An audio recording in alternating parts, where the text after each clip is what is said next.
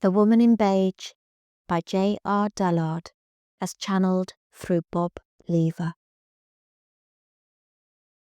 The image, forever imprinted on my mind, is of my Belgian lace handkerchief fluttering in the breeze as I waved my parents bon voyage, never to be seen again.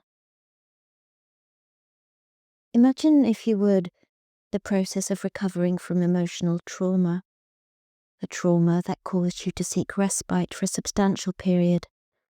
How long a period? Only time would tell. Certain therapies will come to mind that might best assist recovery: healthful air, plenty of rest, eating nourishing food, light exercise, and peaceful repose. All of these were applied at a location specifically designed to meet the needs of one in recovery. And so it was for me. I admit, such luxury was not accessible to the many, but fortunately family finances and my social position had afforded me the opportunity to fund my best interests and travel to a coastal health retreat to recuperate, through rest, nourishment and reprieve from the urban pollution of my native Manchester, to a location that held out the promise of a full recovery by virtue of its location. And I did so long to recover. I should perhaps admit at this point that I had always been delicate, a sickly child who grew into a less than robust adult, and one who had been a constant cause of concern for my parents over the years. Indeed, it was the passing of my beloved parents that had caused my recent collapse. Let me elaborate. Ignoring the weather warnings, my mother and father had, in celebration of their pearl wedding anniversary, embarked on the adventure of a flight in a hot air balloon, one that had no sooner risen from its launch site and ascended to high altitude than it was swept away by tumultuous winds, and all in sight of the horrified party who had gathered to wave them off, myself included. And despite alleged later sightings off the coast of the Isle of Wight and thereafter the Arctic Circle, no further trace of either balloon, basket, or parents had ever been recorded. It was a double blow, as it left me, twice, an orphan. I was adopted. My adoptive parents could not have been more accepting and loving. But that didn't matter to the bullies at school, who identified the chink in my armour. I wasn't wanted, and they reminded me constantly. Not wanted, despite all evidence. And it stung. But more on that later. My status and my history informed my choice of refuge, for I specifically plumped to escape the grime of industrial Manchester for the salt sea air of Blackpool and its Golden Mile, the place, it was assumed, where I had been born, or at least the place where I had been discovered some 21 years before, yet had never since returned. For it was during a holiday to that locale that my parents had discovered me in swaddling clothes in a shelter on the seafront, abandoned in a wicker basket. Having failed to produce progeny of their own, and then in their late 30s, my soon-to-be adoptive parents had been overjoyed to take me to their bosom and claim me as their own dear darling, once sufficient time had passed and I had not otherwise been claimed. I was to be immensely fortunate to be the only child of doting parents, wealthy industrialist Fanny La Rue and his doting wife Poppy. Having myself been ascribed the name of Françoise, as dictated by the note pinned to my blanket when first I was discovered. and thereafter known affectionately as Fanny. The regional train journey had been pleasant and uneventful, having had a first-class carriage all to myself. A pony and trap was there to meet me at the station late that afternoon, and convey me to my apartments in the Bide-a-Wee sanatorium for gentlewomen at the north end of said Golden Mile, the affluent upmarket end, if it need be said. It was, in actuality, a dedicated convalescent institution, as recommended by my physician, and designed to be home-like, in direct contrast to the starchily deficient domestic hospital conditions in which I had previously found myself. The matron, Mrs. Buncombe, greeted me warmly and led me up to my accommodation on the first floor of that large, impressive venue, which had a bay window with a most pleasant aspect, south-facing, with a window seat and views of the beach and sea beyond. Meals were to be served in my rooms, but if I wanted for company, there was scant choice out of season, though there was a lounge and a library should I want for distraction. Once I'd unpacked, I decided to pop along the corridor into the library and choose a book for my evening's entertainment. It was there, as I scanned the shelves, that I first saw, or thought I saw from the corner of my eye, a statuesque lady sat on the window seat half in profile, as if carved in marble, gazing out to sea. I could not fully see her countenance. She appeared like a sepia photograph faded by sunlight into silken shades of beige. I turned to acknowledge her, but found to my immense surprise only empty space. Startled, I grabbed the first book I laid my hands on, a history of strange occurrences in Blackpool and surroundings, and fled to the comfort of my room. Upon the morrow, after a leisurely breakfast, I decided to take in the salt sea air with a stroll along the lengthy promenade constructed along the seafront.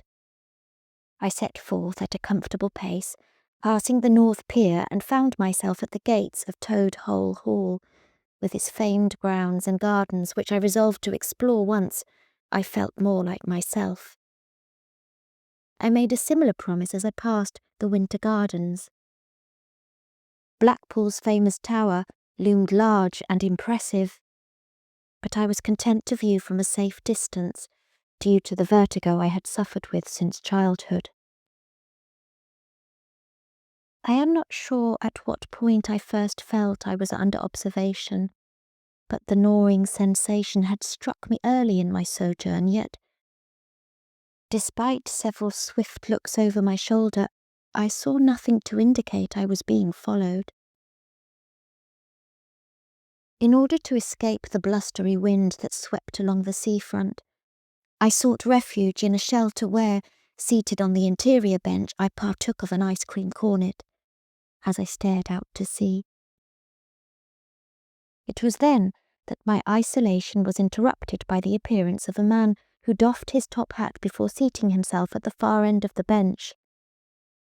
He was a handsome, distinguished-looking gentleman with a military bearing, in his 40s, I adjudged, and I could not help but feel his eyes bore into me as he stared with little attempt to disguise his interest.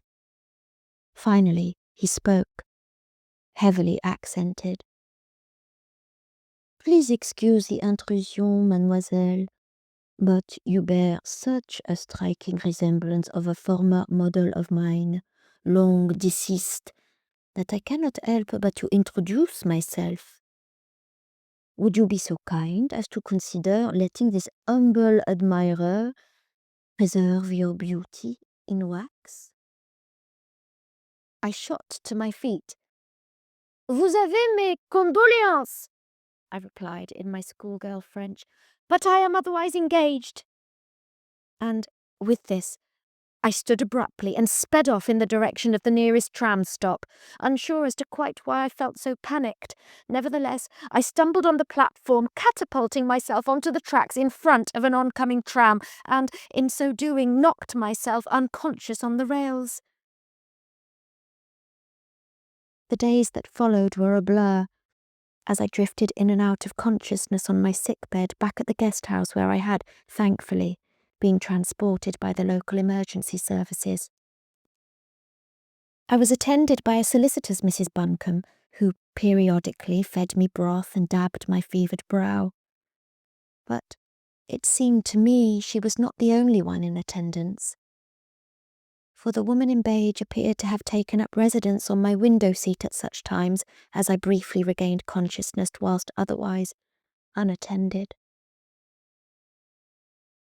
When I finally did regain a modicum of sustained composure, I inquired of Mrs. Buncombe who that other lady had been, but she merely looked at me pityingly as if I was quite mad, patted my hand, and told me I must have been delirious. Yet I could have sworn.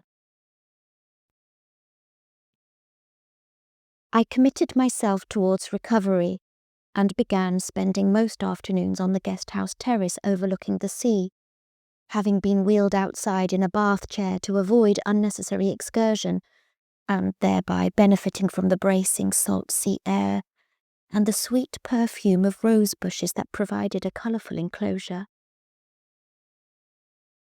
It was whilst so seated that I began delving into the library book I had recently obtained, as you might recall, namely, A History of Strange Occurrences in Blackpool and Surroundings, in order to entertain myself in my recuperation.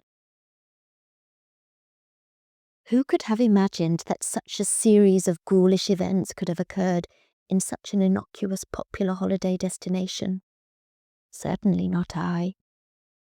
But the stories recounted therein were certainly sufficient to distract me from my own current concerns. Most significantly, I found myself enthralled by the story of Blackpool's first Lady Mayoress, Evelyn Knievel, who had reportedly shot off the observation point atop Blackpool Tower and plummeted to her death 158 metres below, only for it to be later discovered that the accident had been due as the direct result of Charlie the Chimp's escape from Blackpool Tower Circus, located at its base. According to the report therein, having clambered up the cast-iron structure, Charlie had discarded a banana skin on the viewing platform at a most inopportune moment, resulting in the aforementioned tragedy. A horror worthy of Edgar Allan Poe himself, resulting in the first and last public execution of a chimpanzee in Blackpool's entire history and attended by some 15,000 celebrants. I turned the page and was stunned to see a sepia photograph of the mayoress in question, for surely she bore more than a passing resemblance to the shadowy figure who had watched over me so diligently during my recuperation. But before I had time to process the information, I was rudely confronted by an intruder. From behind the rose bushes stepped the foreigner who had so recently upset me to the point of injury.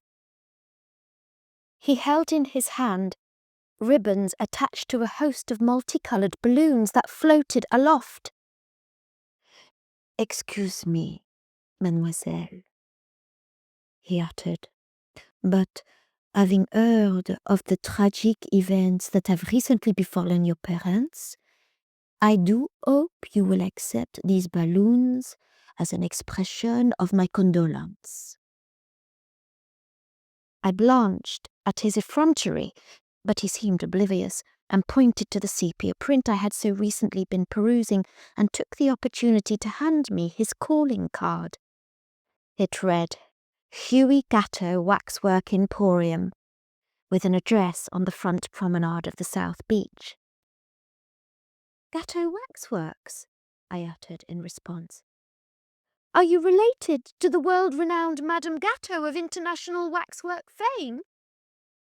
"No, but she is related to me," he sneered.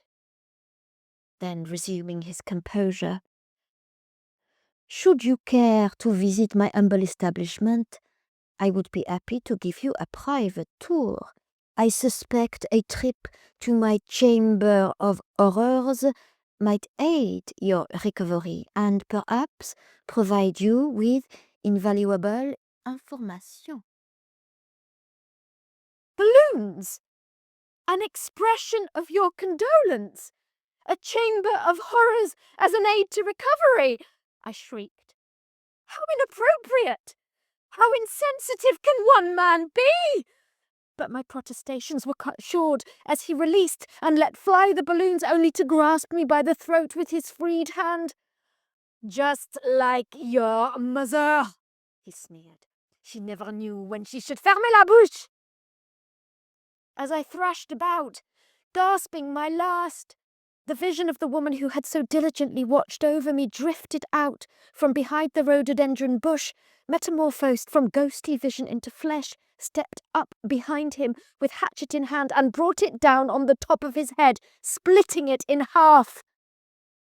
He fell to the ground, releasing his murderous grip as the woman in beige regarded me fondly. Forgive me, she smiled. My choice in men was always questionable. And with this, her form faded away, the axe falling from her grasp to lie bloodied beside my bath chair. And what my mother did was as if, with one stroke, she had done the same to all the bullies who had ever told me I was not wanted. I was wanted. And in that moment the power they had over me also dissolved. So, when I was subsequently arrested and incarcerated for a crime I did not commit, but had simply been witness to, the injustice didn't matter.